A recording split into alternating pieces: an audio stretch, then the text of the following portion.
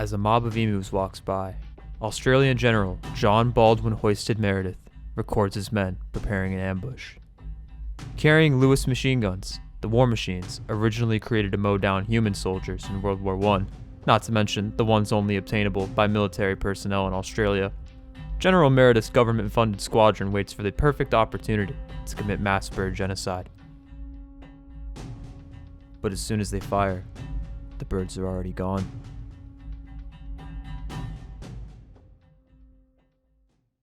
Okay, what the family-friendly, school-appropriate word is going on?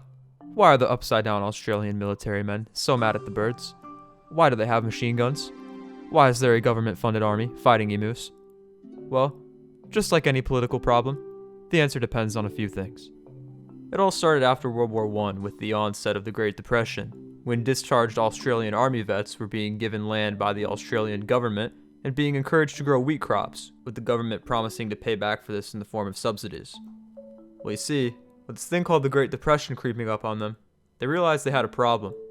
They didn't actually have the money to pay back these military vet farmers for growing their wheat.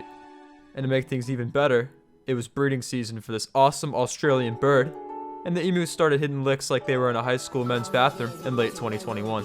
The only difference between emus and high schoolers being that the emus were actually hard to catch. So now, you got a bunch of pissed off Australian farmers with guns, and just like any other group of pissed off people with guns, they want to use them. So they skip trying to get approval from any sort of agricultural organization and go straight for the Ministry of Defense to meet with a group of senators. They particularly wanted to meet with this one senator named Sir George Pierce, an army vet who collected machine guns for fun.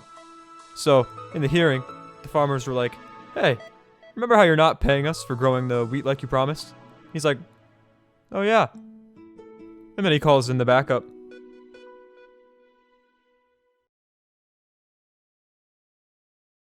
Military involvement with the emus would begin a few months later, conducted under Major G.P.W. Meredith, a former commander in World War I, who would be using his war tactic experience to kill birds. Him and 2 provisioned soldiers were provided with 2 Lewis machine guns and 10,000 rounds of ammunition from the Ministry of Defense.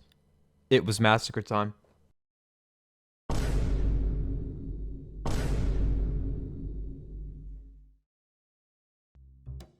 A few days after the operation began, the men traveled to a western region of Australia named Campion, where the locals had spotted around 50 emus.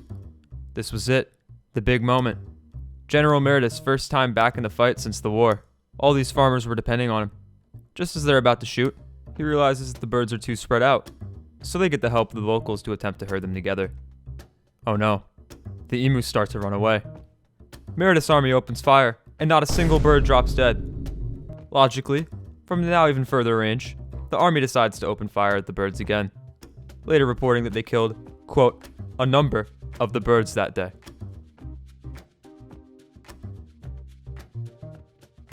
Two days later, Meredith had established an ambush near a local dam after about 1,000 emus had been spotted heading towards the location. Learning from their previous mistake, the army waited for the birds to get closer before opening fire. However, just as they begin to shoot, they stop due to a jam in the guns, and the emus run away again. They count a grand death toll of 12 out of the 1,000 emus they encountered, and they fail to find any more emus for the rest of the day.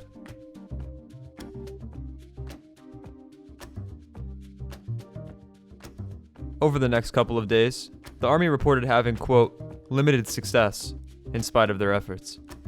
As the days passed, General Meredith would keep an account of all the important events, journaling, quote, "Each pack seems to have its own leader now, a big black plumped bird, which stands fully 6 feet high and keeps watch while its mates carry out their work of destruction." Meredith, the sack of good ideas he is, realized that to kill an emu, he had to act like one. He thought that he could match the speed of the emus if he mounted one of the machine guns on a truck, where he could shoot at the emus as he chased them. This move ultimately proved to be ineffective, as the truck was unable to keep up with the birds, and the gunner was unable to land any shots as the ride was too rough to stabilize the gun. During the first 6 days of the Emu War, accounts of the emu death toll ranged from somewhere between 50 to 500 birds, out of the over 20,000 emus that had recently migrated to the area. To the complete shock of everyone, it turns out that 3 guys with military-grade machine guns maybe weren't the optimal solution to the emu problem. At least at the end of the day, though, Meredith's official report stated that his men, quote, had suffered no casualties.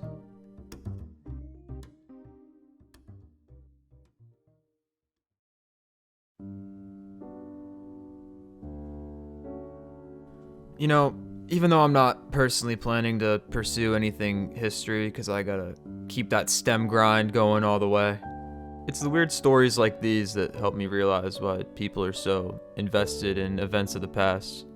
Besides, like, the importance of critical events and stuff that literally shaped our society, it's finding weird stuff like this and going on a Wikipedia deep dive that really gets me involved.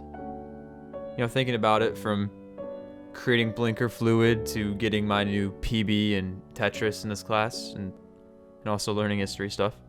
I've had a lot of weird interactions and created a lot of new stories by the unique and interesting people I sit by in this class.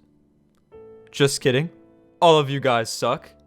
So yeah, anyways, that was basically the Great Emu War.